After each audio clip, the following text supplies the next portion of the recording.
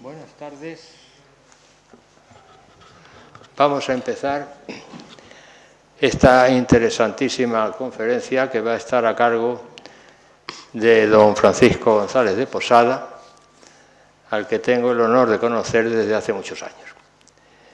En el año 1993, dieron comienzo, en esta escuela precisamente, estas jornadas que empezaron siendo un simple ciclo de conferencias a nivel departamental, organizadas por nuestro departamento, y a nivel de escuela, esta. Y desde ese año, don Francisco González de Posada no ha faltado a ninguna, es decir, ha participado en todas. Y vamos ya por las 16 jornadas. El otro día me preguntaban a mí que si 16 jornadas significaban 16 años. Y dije, sí, 16 años, por supuesto que sí. Y podían ser más. Lo que sucedió es que tuve un accidente, me rompí la cadera y como consecuencia de una operación para la prótesis y una rehabilitación larga, pues se perdieron 2 años o 2 años y medio. Y hubo que cortar, si no podían ser ya las 19. Presentar al profesor González de Posada es difícil. Me decía ahora él, no digas mucho de mí, ni bueno ni malo. Hombre, de él se puede decir muchísimo, y todo bueno, evidentemente.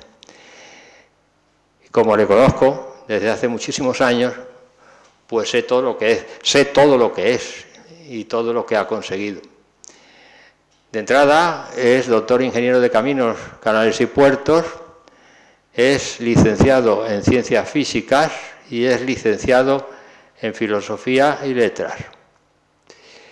Es académico de 2 academias, al menos que yo sepa, que es la Real Academia Nacional de Medicina y la Real Academia de Farmacia. ¿Es correcto? Más o menos. Creo que hay otra academia por ahí también, que es la de Canarias o algo así, según tengo entendido, pero eso no lo sé muy bien y por lo tanto no voy a insistir. Ha sido rector de la Universidad de Cantabria en 1984, aproximadamente, y es autor de varios libros interesantísimos, importantes, de investigación y de numerosos artículos.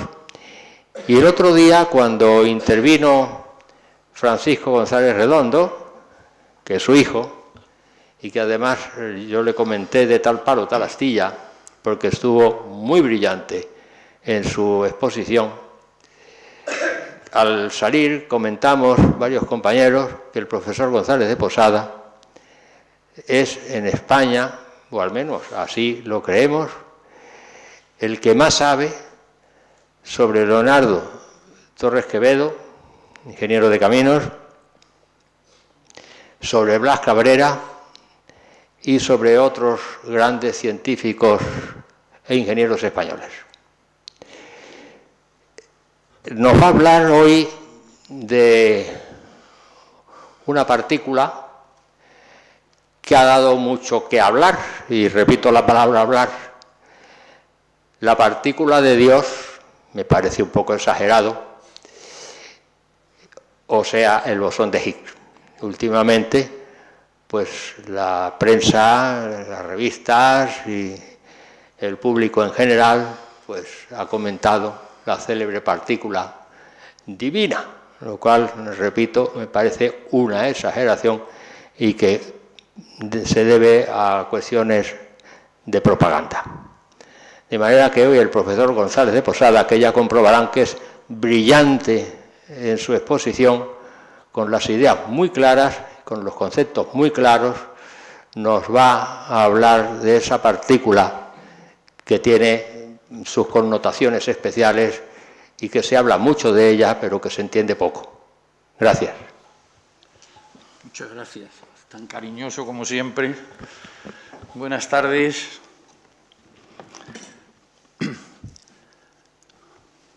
El pasado mes de julio, mientras estábamos desarrollando el tradicional curso de cosmología en la Universidad de Cantabria, en la sede de verano de Laredo, pues a bombo y platillo se nos anuncia que en el CER finalmente, no definitivamente, pero sí finalmente, después de mucho tiempo de búsqueda, más que probablemente se habría encontrado el bosón de Higgs.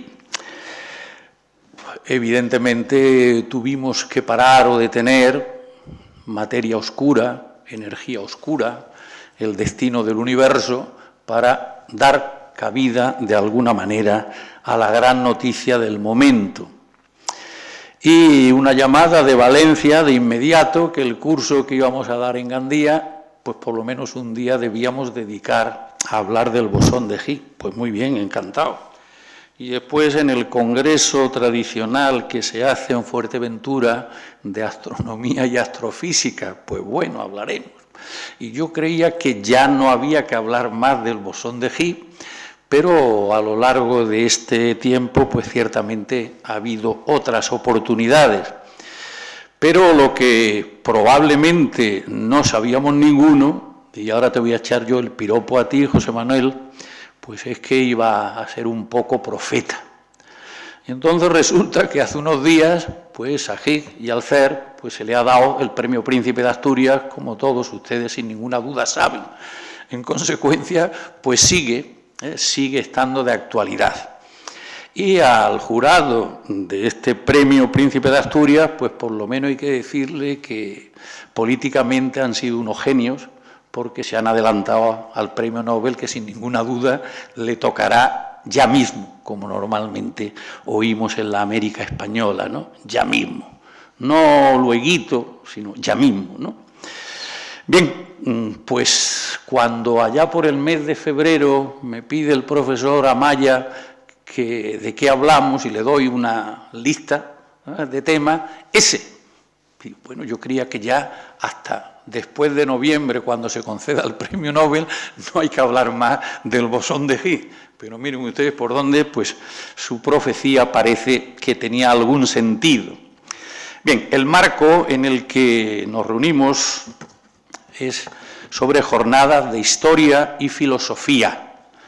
Yo quisiera que estos dos sustantivos y estas dos disciplinas estuvieran como trasfondo de lo que vamos a hablar, aunque sin ninguna duda pues hemos de hablar también de física, y nada menos que de física de partículas elementales y física de partículas elementales o de altas energías, y sobre todo, que es el tema que tenemos por lo menos en los últimos 70 años, que hablar de física de partículas elementales es hablar del cosmos o hablar del universo, y no solo hablar del universo y del cosmos, sino de lo más singular del universo y del cosmos, tanto desde el punto de vista físico como filosófico, como teológico o religioso, si queremos decirlo así, que es el origen y los primeros instantes del universo, al margen del cual pues no tendría prácticamente ningún sentido lo que vamos a reflexionar sobre ello, ¿no?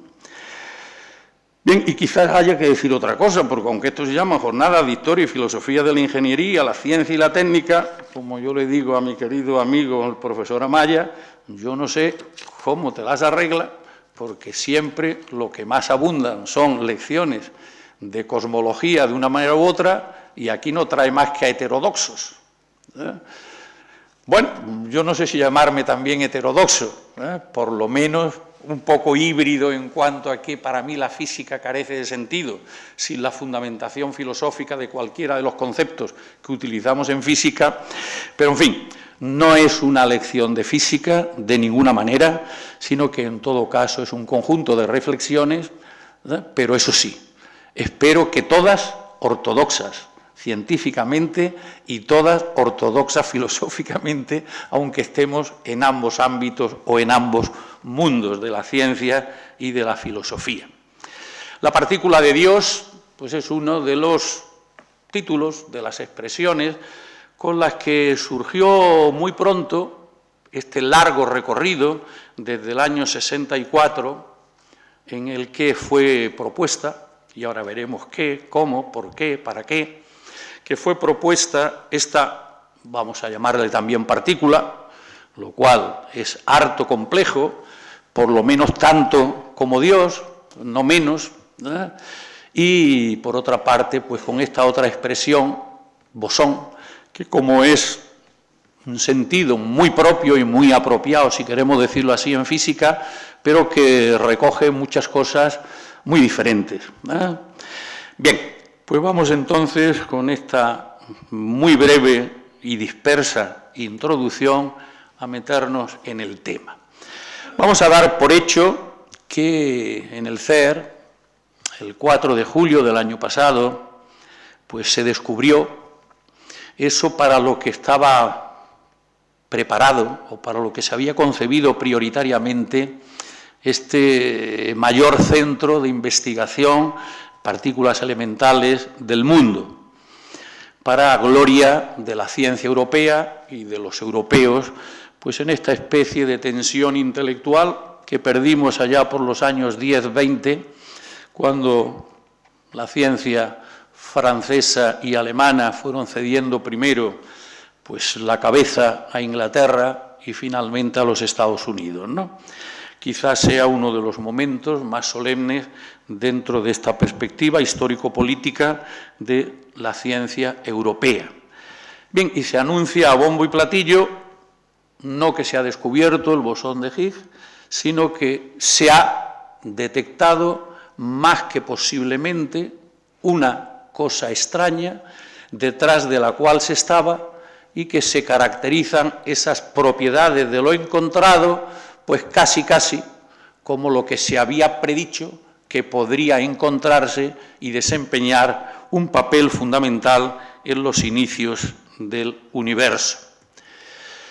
Bien, Higgs con Engler y Brut pues son los que presentaron en el año 1964 a modo de postulado pues una especie de teoría, vamos a llamarlo así.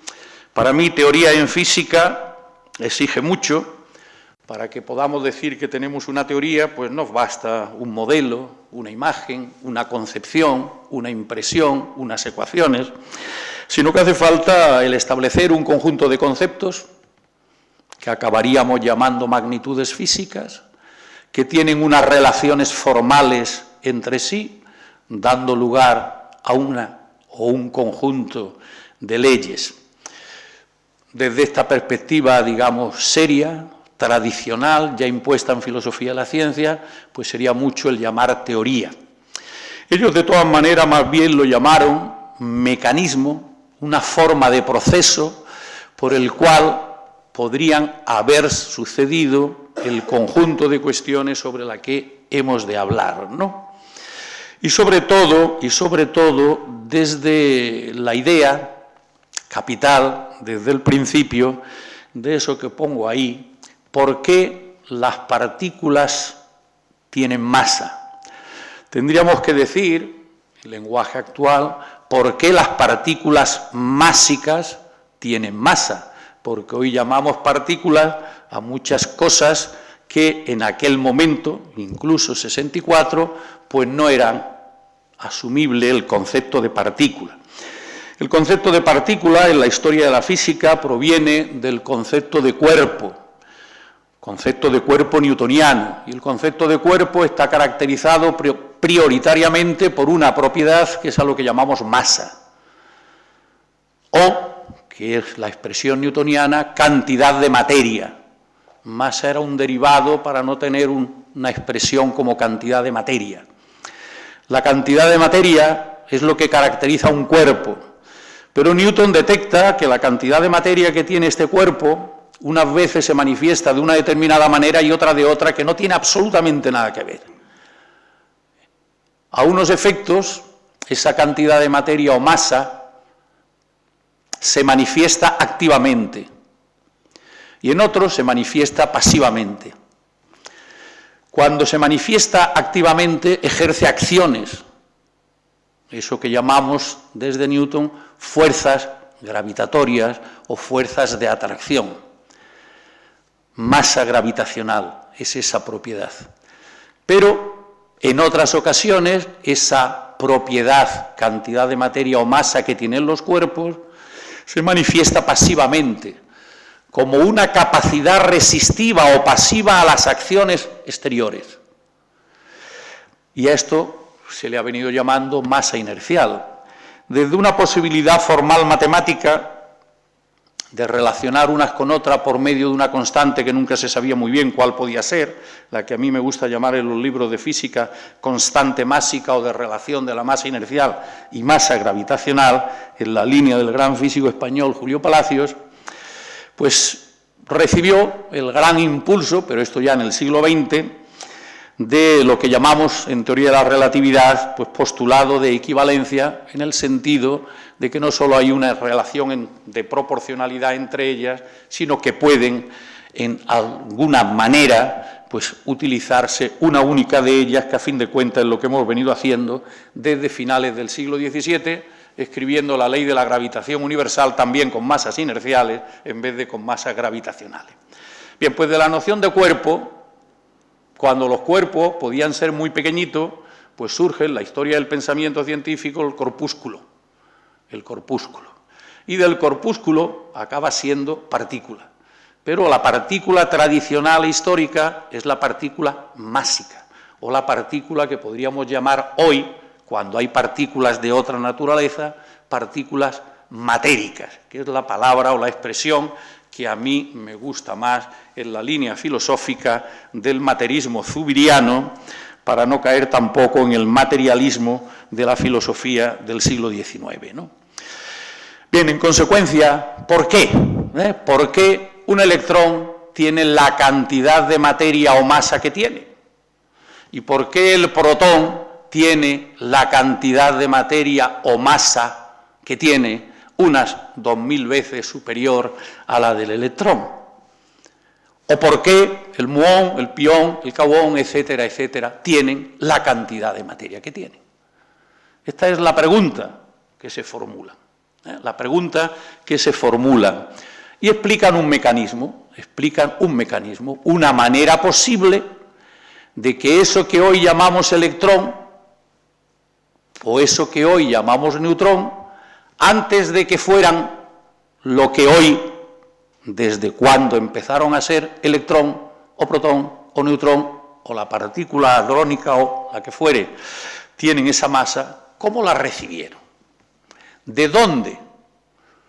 Ya es hacerse una pregunta muy seria, porque es muy difícil que a uno se le tiene esa cantidad de materia y punto. Claro, cuando a mí me gusta explicar en física que de acuerdo con las revoluciones científicas en física y en filosofía, en sus reformulaciones formales filosóficas, no hay nada simple, pues suelo utilizar la expresión del electrón. A ver, como aquí estamos un conjunto de personas expertas en electricidad, vamos a ver dónde nos venden, dónde compramos electrones, pero solo queremos la carga, con la masa que se quede en ellos. Este es otro concepto capital que hemos venido arrastrando a lo largo de la historia, el de simplicidad o el de homogeneidad de los astros primero, ¿no? Desde Aristóteles hasta la condena a Galileo, Belarmino. Galileo, yo sé que el Sol es una esfera perfecta y homogénea, pero no lo sabía solo Belarmino, lo sabían todos los científicos de esa época, lo sabían, lo creían saber, desde otras perspectivas. Bien, el electrón, como cualquier otra realidad, de acuerdo con los descubrimientos de la ciencia, como digo, y las formulaciones filosóficas del siglo XX, todo lo que existe es estructura. Y yo no desaprovecho oportunidad para decir, entre serio y broma, que si alguien encuentra algo en la naturaleza que sea simple, homogéneo, uniforme, que por favor me lo diga, porque sin ninguna duda compartiríamos bastante más que el premio Nobel. Bastante más que el premio Nobel. Bien, pues el electrón, si le quitáramos la masa, todavía seguiría siendo estructura. Pero ¿por qué tiene la masa que tiene esa partícula que entendemos que es la más pequeña de materia ordinaria independiente. Bueno, pues de eso es de lo que se trata. ¿Por qué? Bien, ese mecanismo que debía predecir en el año 64 la existencia, en caso de existir, claro, la existencia de un algo nuevo, pues a eso es a lo que se le llamó el bosón de Higgs.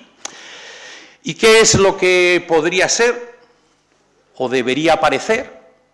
Bueno, pues igual que Alfred Hoyle, ese gran cosmólogo, de los primeros que quisieron ser cosmólogos y no se conformaron con que se les llamara astrofísicos, desde una actitud radicalmente atea, si queremos decirlo así, pues habló despectivamente del Big Bang, que otros, entre otros Lemaitre, un sacerdote belga católico, sobre el comienzo del universo, pues también un poco así se genera el concepto esto de partícula de Dios, porque presupuestamente tendría que estar en todas partes siempre, que era una de las notas caracterizadoras del Dios de los filósofos, del Dios de los judíos o del Dios de los cristianos o de los musulmanes, de todas las religiones en las que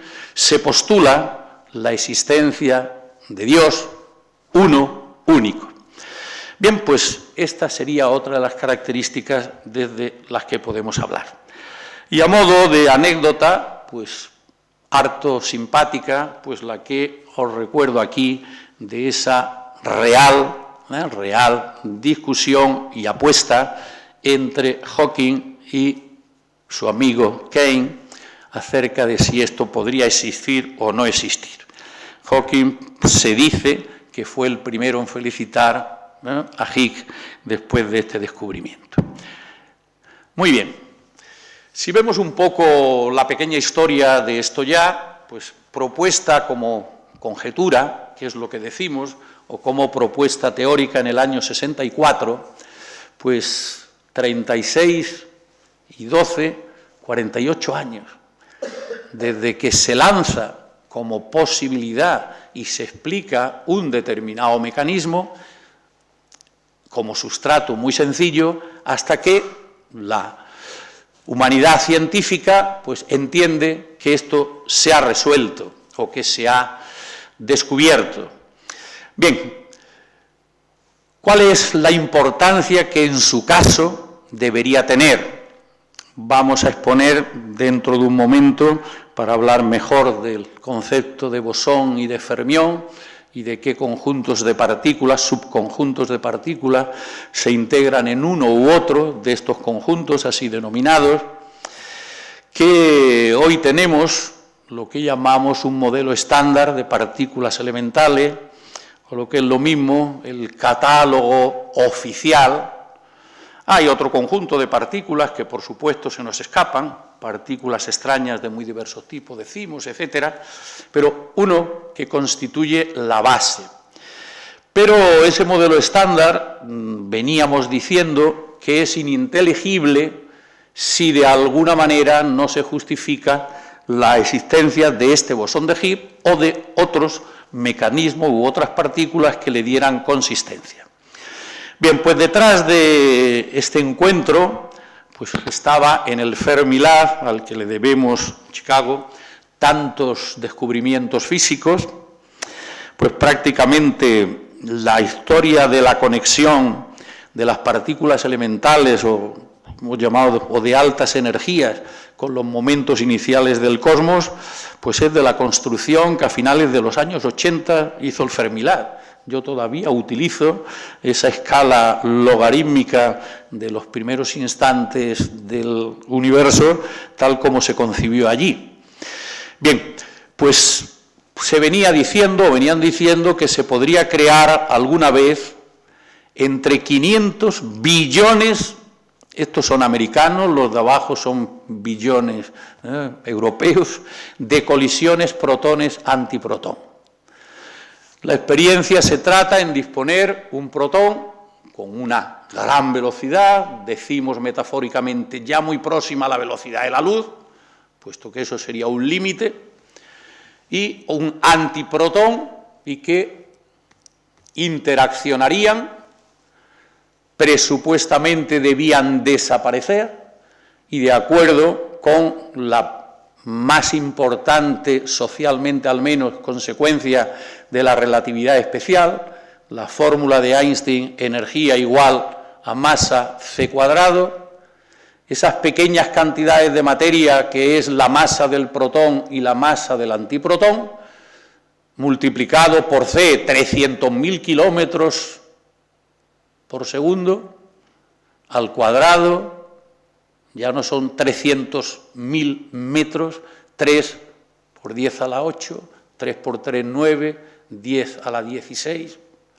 Una impresionante cantidad de energía, que casi instantáneamente, ya veremos luego algunas cifras temporales, casi instantáneamente desaparece como energía otra vez y presupuestamente crea, no podríamos decir de la nada, pero es el lenguaje, crea unas nuevas partículas, que a su vez van interaccionando con otras, que es lo que se intenta, igual que cuando en los años 30 pues intentaba detectar la radiación cósmica en la atmósfera terrestre. El procedimiento sería el mismo. Bien, y se debería deducir una masa para esa hipotética entonces partícula bosón de Higgs, pues más o menos en correspondencia energética entre 115 y 135 gigaelectronvoltios, o lo que es lo mismo, una masa muy grande. Y esto quiere decir entonces que vamos a tener una partícula 130 veces la del protón, y aunque estamos hablando de masa, imaginémosla en volumen si queremos, ¿o no es esto? Bueno, pues no es esto, ¿eh? Vamos ya a tener un anuncio primero. No es eso. Bien, pero en el gran colisionador de hadrones, en el LHC, con dos detectores, que ahora pondremos un esquema, el CMS y el Atlas, en el CERN, el mayor centro, mayor acelerador de partículas del mundo, ese túnel de Ginebra de los 27 kilómetros, bien, pues ahí, pues más o menos podríamos decir que encontraríamos algo que podría tener unos 125, casi el valor medio central de las anteriores. Por lo que es lo mismo, si desde esa primitiva propuesta y estos conjuntos de a ver quién llega antes, si en el centro norteamericano o en el centro europeo se alcanza antes la detección, el descubrimiento, la constatación de la existencia de esa partícula, pues en estas estábamos o veníamos estando. Bien, el acontecimiento, digamos que todavía estamos en esta actualidad, es ese atractivo mundial, pocas ocasiones podía haber despertado un algo propiamente científico, pues una atención por los medios de toda naturaleza, pues la atención tan extraordinaria que supuso este llamado del CERN para el miércoles 4 de julio de 2012. Y la prensa mundial pues se hizo pues más o menos embajador de esta expresión. Al fin, lo conseguimos, eureka, ya tenemos el bosón de Higgs, la partícula de Dios, el campo, como veremos, de Higgs. Bien, y esto con esta otra idea, mientras no tuviéramos el bosón de Higgs, pues el mundo propiamente subatómico, o de las partículas subatómicas, pues tampoco estaríamos en un buen ámbito científico. Si esto fuera así, pues ya podemos estar felices. Bueno, aunque esto sea así y lo conociéramos mucho mejor, pueden estar todos ustedes completamente tranquilos que a los físicos, en tanto físicos, no se les va a acabar el trabajo, ni muchísimo menos. Aquella tontería que pudo decir el gran Niels Bohr, grande entre los grandes, pero que no está exento de decir tonterías, cuando Chadwick anuncia que ha descubierto el neutrón, cuando todavía estábamos entendiendo que partículas elementales, lo que hemos hecho a lo largo de la historia con la palabra elemental o fundamental, ¿no? Todo lo que existe en el universo está hecho de protones, electrones y ya finalmente neutrones. En el año 1932, Niels Bohr no quiso ser menos que Nietzsche, el gran filósofo, anunciando que Dios ha muerto y lo hemos matado, o ha muerto la metafísica, que las dos cosas dijo en un intervalo de 5 años. Físicos, ya se ha acabado la física, ya no tenemos más que hacer, ya conocemos las partículas elementales de lo que está hecho ya todo el universo, ya solo quedan matices. 4 meses hicieron falta para que se descubrieran los primeros muones y piones y kaones a los que me he referido antes, en los que pocos años después un físico español, Arturo Dupérier, pues participaría también notablemente a la búsqueda de esas partículas secundarias, terciarias, cuaternarias, etcétera, consecuencias de la radiación cósmica en sus interacciones con los átomos de oxígeno e hidrógeno, prioritariamente, de oxígeno y nitrógeno de nuestra atmósfera.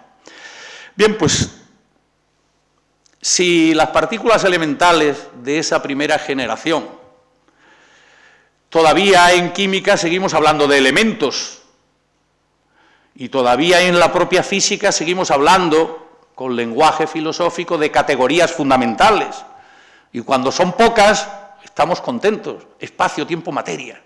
Todavía los principales libros que quieren vender los premios Nobel de física siguen llamándose así, espacio, tiempo, materia. O historia del tiempo, como síntesis otros. Y los de filosofía son los mismos. Da igual ser y tiempo de Hegel o materia, espacio, tiempo de Zubiri. Da igual. Siguen siendo las categorías fundamentales de la física y las categorías fundamentales de la física newtoniana y de las categorías fundamentales de la física de Einstein y de nuestras relaciones. Como son 3 o 4 cosas, pues vamos muy felices, vamos muy felices. La humanidad dejó de estar feliz cuando íbamos acrecentando el número de elementos.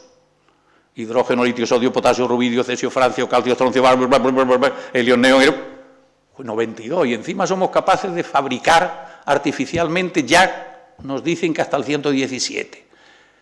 Pero el hombre ha decidido que elemental no puede haber tantas cosas. Habrá las que haya. ¿O también vamos a seguir nosotros decidiendo lo que en la naturaleza tiene que haber? Pues no nos hemos dado pocos palos a lo largo de la historia decidiendo cómo tenía que ser el universo, o cómo tiene que ser la naturaleza, o cómo tiene que ser la materia. Bien, pero en ese momento del año 32 estábamos muy felices. Todo se reduce a 3 cosas: protón, neutrón y electrón. Y con ellos ya construiremos todo. Los físicos ya no tendremos nada que hacer. Bueno, pues un poco esto nos puede estar pasando, solo que claro, ahora nuestros conjuntos de elementos, de partículas elementales, de cosas presupuestamente que son ultimidad, radicalidad, que detrás de ellas ya no puede haber otras cosas más elementales y que con ellas se construye el todo lo que existe. Esa radicalidad de lo que hemos entendido en física como fundamental o como elemental es muy fuerte. Bueno, la historia podrá decir. Bien, este acontecimiento, pues a fin de cuentas, como he dicho, si este es el túnel gigante, aquí tenemos unos detectores y, como hemos indicado, en este y en este otro, pues aquí en este momento del túnel es donde, en el caso europeo, la interacción es protón-protón, uno viene en sentido de las agujas del reloj, el otro viene en el sentido contrario, interaccionan, chocan, colisionan, como quieran ustedes llamar, y lo que sucede es detectado. Y más o menos, pues lo que puede verse, pues son cosas, lo que puede observarse, obviamente hoy no como nos ocurre en astrofísica, que no miramos al cielo, se mira una pantalla, ¿no? En el Roque de los Muchachos, pues cuando uno fue por primera vez, ya ha ido en muchas ocasiones, pues dice, bueno, ¿y aquí cómo se mira? No, aquí no se mira nada, aquí se mira una pantalla, ¿eh? O a lo mejor ni eso, sino se lleva uno una colección de papeles. Bueno, pues un poco así. Y lo que se registran, pues es todo este mare magnum de cuestiones que con la cifra que hemos dicho antes, 600.000 billones de colisiones pueden ser necesarias para que obtengamos una, dos, tres colisiones de las que podamos después 2.000, 3.000 físicos investigadores, pues ir observando, deduciendo, intuyendo, comprobando, contrastando en diálogo más o menos fecundo, pues qué es lo que ha pasado ahí. Bien, pues vamos entonces, una vez que hemos resuelto el problema principal, lo que nos creemos, que es el de la existencia, pues un modo análogo a todo lo que pueda existir, lo mismo en la realidad natural que en la realidad humana intelectual, que en la realidad teológica, ya que ha aparecido por aquí la palabra Dios, pues el primer problema es el de la existencia. Esto en matemáticas, uno de los placeres que tenemos cuando escribimos algún libro, yo el mayor placer que podía tener siempre cuando escribí mis 8 volúmenes de álgebra y análisis vectorial y tensorial, pues es el poder escribir primero la caracterización de una operación cualquiera, estructura de grupo o de grupo abeliano. Para cualesquiera que sean dos elementos alfa y beta que pertenecen a tal conjunto, existe la operación X más Y, suma, que es única, que pertenece a otro conjunto con estas propiedades. El lenguaje de la matemática, llevado a este extremo radical, nos está invitando siempre a hablar de la existencia, de la naturaleza y del carácter o no, uno, unívoco, según se trate de un conjunto o de un elemento. Pues aquí el planteamiento es el mismo. Resuelto el tema, hipotéticamente al menos, de la existencia, vamos entonces a hablar de lo importante, si queremos decirlo así, de la naturaleza. ¿Qué es? Esto a lo que está haciendo tanto ruido, que ha servido para que se otorgue el premio Príncipe de Asturias, que ninguno tenemos la menor duda que va a ser, si no el inmediato, pues el siguiente premio Nobel. Ya ha fallecido uno de los 3, pues si no se dan mucha prisa, ya han visto la fecha, pues se quedarían sin poder premiar lo que ha significado, como posibilidad al menos, el tema detrás del cual se llevan muchos años y para cuya solución, en positivo o en negativo, porque hubiera dado igual desde el punto de vista del desarrollo científico, en positivo o negativo, es para lo que se ha hecho, el LHC al que me estaba refiriendo como un nuevo colisionador o gran colisionador de partículas. Bien, pues vamos entonces a reflexionar sobre 3 cuestiones. El concepto de partícula tipo bosón, el concepto de partícula de Dios y el concepto de campo, con la esperanza de que con este lenguaje extravagante o híbrido o tan filosófico más que propiamente físico, pues podamos más o menos pues entender un poquitín esto.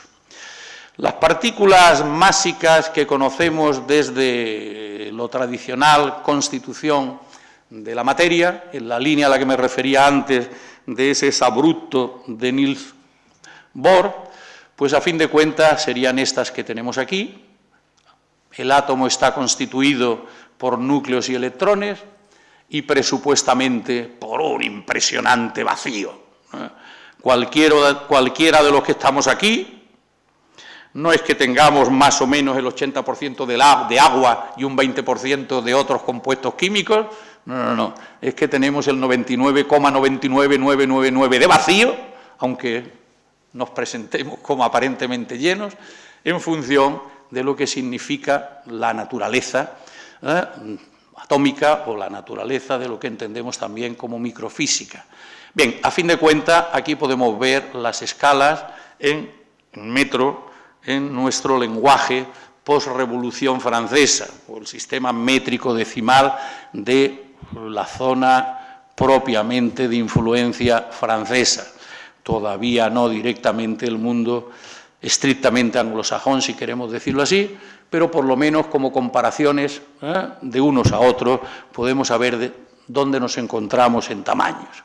Bien, el electrón, unos 10 a la menos 18 metros, en un tamaño de un átomo de media 10 a la menos 12, o lo que es lo mismo de 1.000.000, 10 a la menos 12, a 10 a la menos 18, pues exponente 6. Bien, pues con este trasfondo vamos entonces a ver qué representa eso. Vamos a hablar primero de la noción de bosón.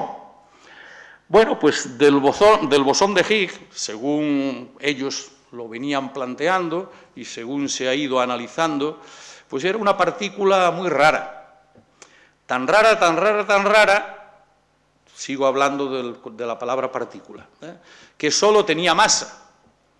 O lo que es lo mismo, con esto lo que pretendían decirnos, y decimos con ello, que es una propiedad suya, que lo es en propio.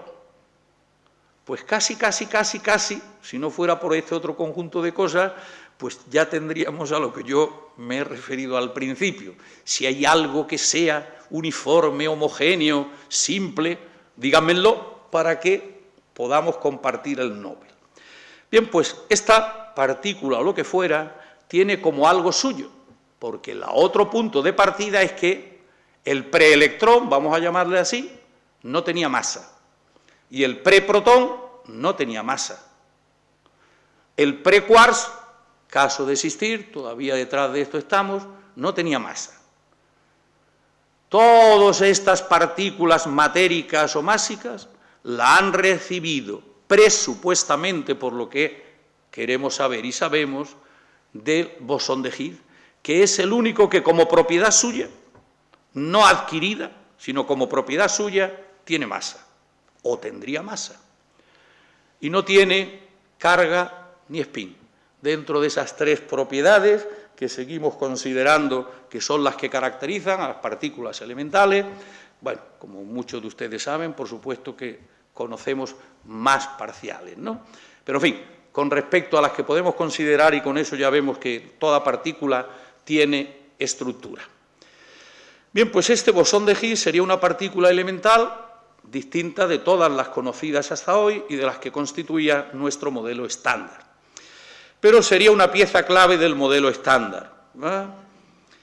Bien, según ese modelo, tendría que producirse, dentro de esos estudios de los proponentes, pues más o menos, como hemos visto antes, produciendo este conjunto de colisiones. Bueno, supongo que alguno de ustedes, de los no especialistas, estará diciendo, bueno, y si ya nos han anunciado o preanunciado partícula de Dios, que está en todas partes siempre, a lo mejor me lo encuentro aquí, o cuando salga a la calle. Vamos a ver si por lo menos esto también lo tenemos claro. Para que aparezca, o apareciera, o se detectara el bosón de Higgs, pues hace falta una cantidad de energía impresionante. Vamos a dejarlo ahí. Ya estamos viendo aquí qué es lo que correspondería en gigaelectronvoltios, o lo que es lo mismo. No solo una impresionante cantidad de energía, sino una impresionante cantidad de energía en una espaciosidad, en una espacialidad, no hablo en un espacio, en una espaciosidad impresionantemente pequeña, o lo que es lo mismo. Lo que hace falta es disponer de una gigantesca densidad de energía por unidad de volumen, si queremos decirlo así. Y no hablo de espacio porque el concepto de espacio también pasó a mejor vida. El universo es finito y hoy, por lo que sabemos de lo que me gusta llamar y por supuesto se llama ya en muchos sitios, nuestro universo, aquel del que es capaz de hablar con algo de precisión nuestra física, pues es finito, desde la relatividad general de Einstein. Y lo que podemos llamar la espaciosidad, según me gusta, o la espacialidad, es una propiedad del universo, que también es estructura, que nace con el propio universo, como consecuencia de la propiedad que en términos filosóficos podemos decir que tiene el universo, que es la propiedad de distanciación. Como consecuencia de la propiedad en términos filosóficos de distanciación, el universo ha ido evolucionando de tal manera que ha ido creciendo, pero sin que podamos decir que ha crecido en un espacio newtoniano infinito exterior, del que no podemos tener noticia. Solo sabemos que está creciendo la espaciosidad o la espacialidad de un universo en expansión que de momento, por lo menos, sigue superando todas las pruebas que le ponemos a la teoría de la relatividad de Einstein. Espacialidad o espaciosidad, temporeidad, que no tiempo tampoco, materidad, energeticidad, o como queramos llamarlo, son todos adjetivos, fruto de una tradición no purificada. Seguimos hablando de el espacio, el tiempo, la materia, la energía, pero es un lenguaje deficiente, porque son solo propiedades. Suelo poner como ejemplo, muy rápido, que la rubiedad no se compra. Se podrá comprar un tinte para ponerme rubia o rubio, porque es una propiedad, no es sustantividad, y menos en el caso de la materia, sustancialidad. La rubiedad es una propiedad o la morenidad es una propiedad. Bien, en consecuencia sucedería esa impresionante producción de densidad de energía, pero eso que fuera, hipotéticamente al menos, el bosón concebido como partícula de Higgs, se desintegraría con una vida media que se entiende que, siendo muy optimista, tendría 1/300.000 de segundo. Hay que captar bien, ahora ya puede no extrañarnos tanto que nuestros físicos nos digan que necesitan 600.000 millones de colisiones protón-protón para poder encontrar una partícula de Higgs. No está mal, no está mal, porque es muy escurridiza, es la palabreja que nos gusta utilizar en física, es muy escurridiza. En 1/300.000 de segundo, 0,00000000001 segundo, desaparece otra vez, generando esas subpartículas o esas partículas de segunda, tercera, etcétera, generación. Bien, no nos vamos a meter en las, vamos a llamarle así, radiaciones o dispersiones secundarias, vamos a dejarlo ahí. Bien, en el modelo estándar de partículas elementales, pues más o menos hoy lo que tenemos es esto. Decimos que hay unas partículas, hablando muy sencillamente y seleccionando lo principal, claro, porque la cuestión es mucho más compleja. En este momento, de verdad, pues tenemos en la parte más esquemática 12 partículas, estoy refiriéndome a las inferiores, y las 12 antipartículas, con lo cual son 24, más todas las extravagantes. Hace falta que venga otro Aristóteles, otro Newton, otro Niels Bohr, para que nos aclaren un poco, porque a lo mejor pueden ser menos. En este momento volvemos a tener un batiburrillo. Por eso digo que no nos vamos a quedar sin física. Bien, pues llamamos fermiones a las partículas de materia o partículas matéricas.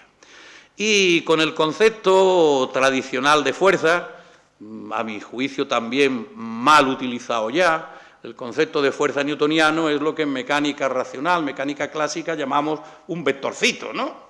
Que tiene 3 propiedades, dirección, sentido y cuantía, cantidad o magnitud, según los textos.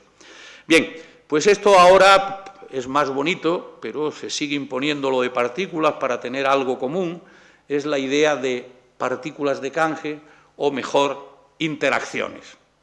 interacciones. Pero es muy difícil que ya pudiéramos prescindir de la noción de partículas, y en el caso del bosón, partículas, ¿no? Bien, en consecuencia llamamos partículas de fuerza o bosones, pues prácticamente a unas hipotéticas, vamos a seguir llamándolas así, partículas que son las que ponen de manifiesto lo que tradicionalmente veníamos llamando y enriqueciendo las fuerzas fundamentales de la naturaleza. Otra vez la palabra fundamental. En la creencia de que son estas y solo estas.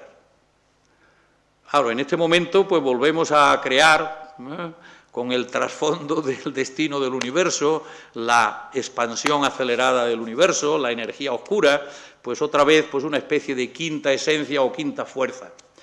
Bueno, las clásicas y las del modelo estándar pues serían estas, ¿no? El gluón como partícula de interacción o de canje entre los quarks de protones y neutrones, o para el mantenimiento de la estabilidad del núcleo, o el fotón como partícula fundamental en la fuerza electromagnética, o con interrogación, porque presupuestamente antes de que acabe la década de los 20, pues podríamos hacer con el gravitón, según mis amiguetes y grandes genios del Instituto de Astrofísica de Canarias, que están estudiando los primeros instantes del universo, pues con los estudios hoy en marcha, pues posiblemente en los primeros años 20 ya podríamos saber si existen o no existen los gravitones. Las hipotéticas partículas, que tampoco es partículas, pero en fin, en el sentido de eso que llamamos, con más precisión y más rigor, oscilaciones o vibraciones del espacio-tiempo, que es lo que hoy significa las modificaciones del espacio-tiempo de la relatividad general, lo que significaría el equivalente en la teoría de Einstein a la fuerza gravitacional newtoniana. Bien, pues dentro de esto tendríamos aquí un nuevo bosón, que lo pondríamos ahí en una situación pues un poco rara, igual que pueden ser raros estos u otras partículas.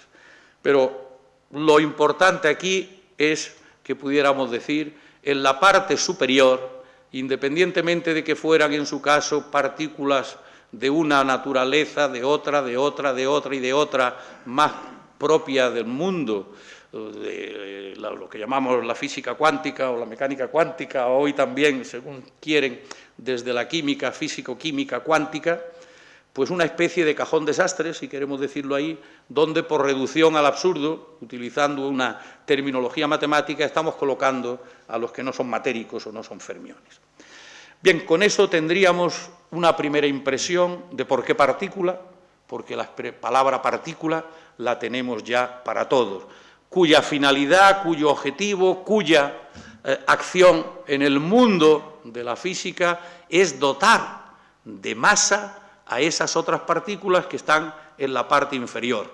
Electrón, quark, que constituyen con los gluones protones y neutrones y que facilitan la existencia de los núcleos atómicos como consecuencia de que estos gluones son los representantes de las fuerzas nucleares fuertes, ¿no?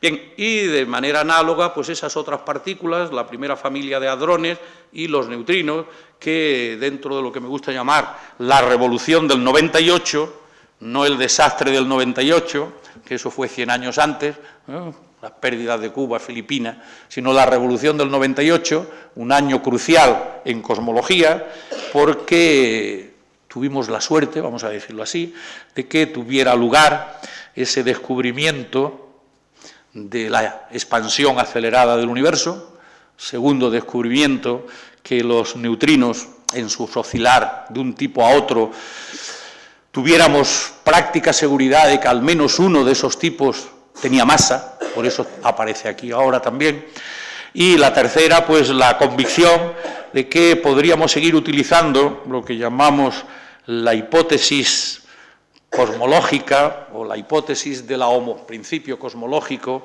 de homogeneidad e isotropía a gran escala del universo como consecuencia de que pudiéramos seguir considerando lo que llamamos que el universo básicamente es plano.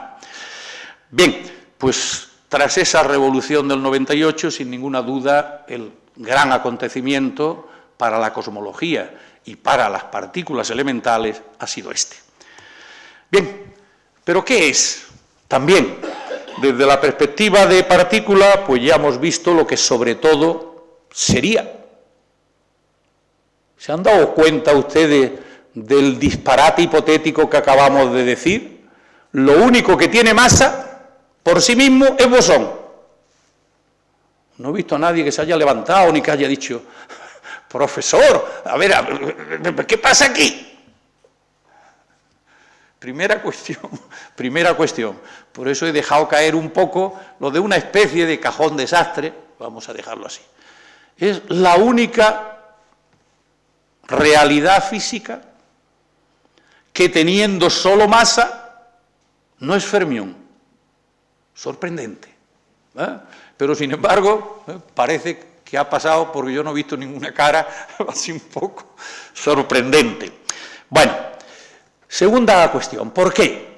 ¿Por qué tuvo tanto éxito esta expresión? Inapropiada. Bueno, inapropiada pero tradicional. Es imposible hablar del cosmos sin que aparezca Dios. Y no hace falta que aparezca Dios al modo newtoniano.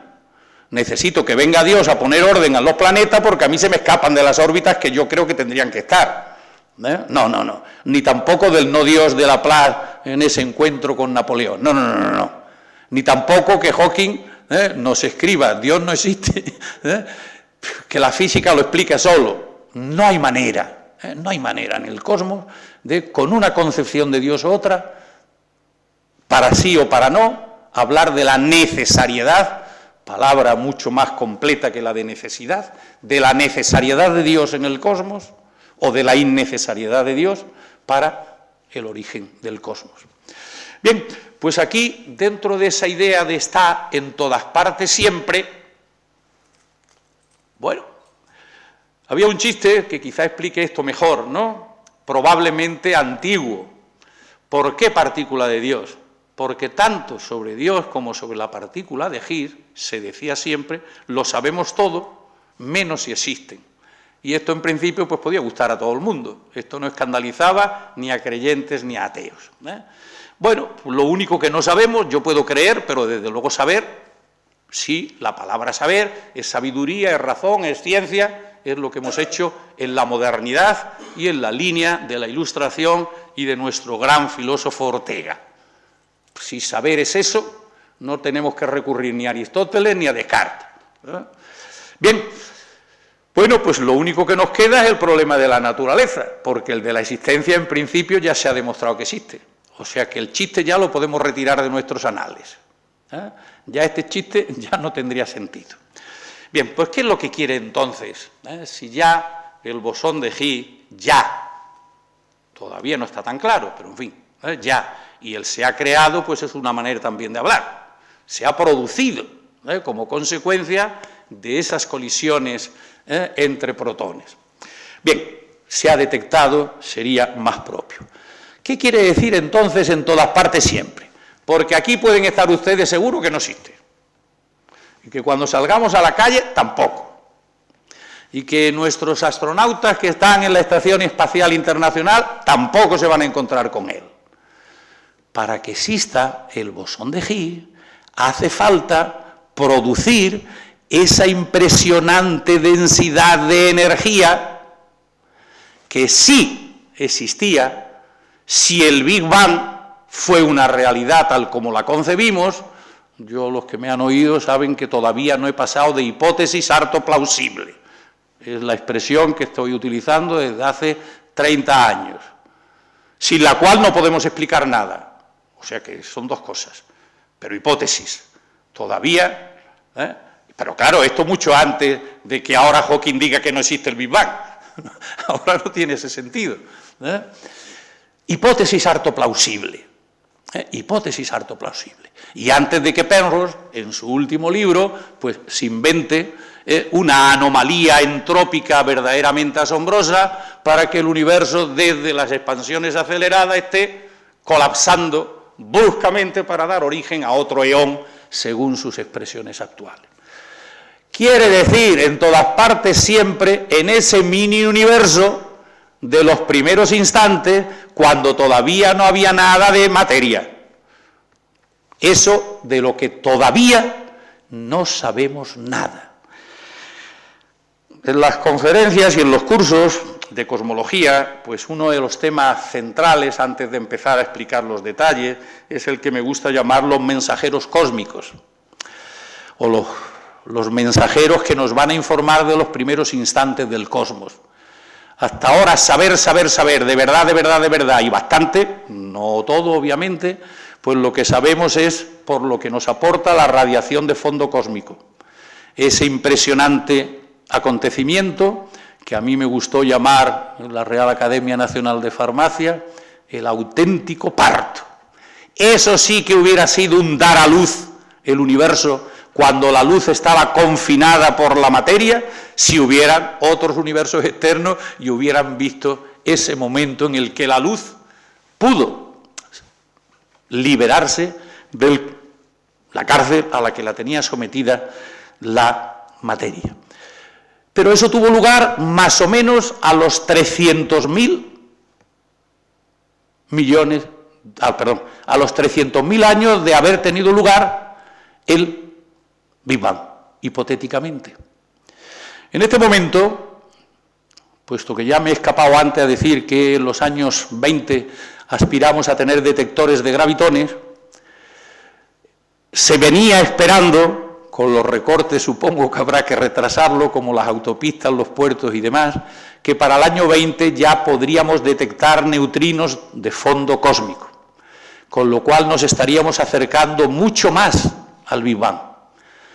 Y que la tercera gran generación de mensajeros cósmicos sería precisamente la de las ondas gravitacionales o gravitones, para los que esperábamos, confiábamos que en los primeros años 20 pudiéramos tener. Pero paralelamente o complementariamente, desde el estudio de las partículas elementales, no desde los astrofísicos en los grandes centros de observación astronómica, sino en los centros de investigación de partículas, pues se iba a tener información sobre este mundo primitivo en la hipótesis del Big Bang si, por ejemplo, disponíamos del bosón de Higgs.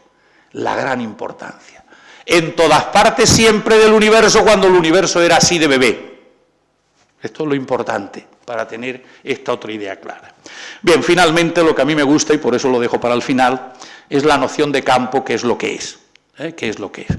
No es una partícula muy gorda ni con mucha masa. La noción que plantearon estos tres predictores de lo que llamamos bosón de Higgs es que se trata de un campo. Campo es lo más bonito, el concepto más extraordinario que hemos tenido, a mi juicio, en física. Mucho más que el concepto de masa, que el concepto de fuerza. Es una noción distribuida, que es una ficción matemática, si queremos decirlo así, por la cual hay un algo, en el caso de la física clásica, el campo, función analítica continua, función real de variable real, claro, ¿cómo va a ser en física clásica? Pero que está enormemente distribuida. Aquí, yo no lo veo, pero lo sé, hay una flechita, que es la aceleración de la gravedad, y aquí, y aquí, y aquí. En todos los puntos de aquí, aunque el punto no sea punto, existe un ente que llamamos vector, pero que existe distribuido por todo ello. En todos los puntos ya no podríamos decir lo mismo, porque aquí a lo mejor hay una molécula de oxígeno, aquí una de nitrógeno, aquí una de vapor de agua y a lo mejor mucho vacío, pero si esto fuera de continuo como se nos aparenta a nosotros, podríamos decir 23 grados, y a lo mejor en la ventana ya 21 grados. Hay un campo térmico, una determinada temperatura en cada punto. Eso es distinto de que aquí haya un cuerpo y aquí haya otro cuerpo. Y eso es distinto de que estos dos colisionen y que después de colisionar, pues en vez de esos dos, pues salgan, por ejemplo, estos dos, o 24. Es distinto. Bien, pues eso que existe en todas partes, siempre, como el campo térmico en la atmósfera o en el aire de esta sala, o el campo gravitatorio sin que tengamos que salir de esta sala, Eso es la noción de campo. Y ya desde el primer momento, por eso la idea de partícula tampoco le gustaba mucho a Higgs, pues es la noción de campo, algo distribuido que permea todo el universo, pero ese universo. Por eso, partícula de Dios en todas partes. En consecuencia, desde la perspectiva actual, sería un campo espacio-temporal, perspectiva de la relatividad general, en todo el universo. Pero claro, tenemos que saber eso a lo que nos referíamos. Bien, tendríamos entonces otro problemón, y ese otro problemón es el por qué existe o no existe en esos momentos iniciales esta otra partícula. Con lo cual aquí podríamos tener todas las discusiones que quisiéramos sobre el vacío, la nada, si en el vacío ocurren o no ocurren cosas, a qué estaríamos llamando vacío en física, en cuántica, etc. Bien, esta imagen, que es con la que nos han ido transmitiendo estas últimas ideas, pues sí tiene un sentido muy especial. En ese campo de Higgs, aquí obviamente, eso, tal como lo ven ustedes, ese círculo, esa superficie plana aquí, sería tetradimensional en principio, o al menos tridimensional, pero en ese símbolo plano, pues por ahí pasaría un preelectrón que recibiría en su interacción con las vibraciones de ese campo su cantidad de materia o masa. Y cuando pasara por ahí el pre-quarks, pues iba a recibir, como consecuencia de las vibraciones u ondulaciones de ese campo distribuido, pues iba a recibir su cantidad de materia o masa. Y eso sí, podríamos representarlo, pues por ejemplo, como está aquí, pero aquellos llevarían su procesión independientemente de que se deje también o no representar como una partícula. Bien, pues acabamos entonces cuáles serían las propiedades de este bosón de Higgs, por lo que sabemos hasta ahora en esta reflexión, de fondo obviamente físico, teniendo en cuenta lo que nos han dicho sus precursores y lo que nos dicen ahora los descubridores. La primera idea es que permea todo el universo, primitivo.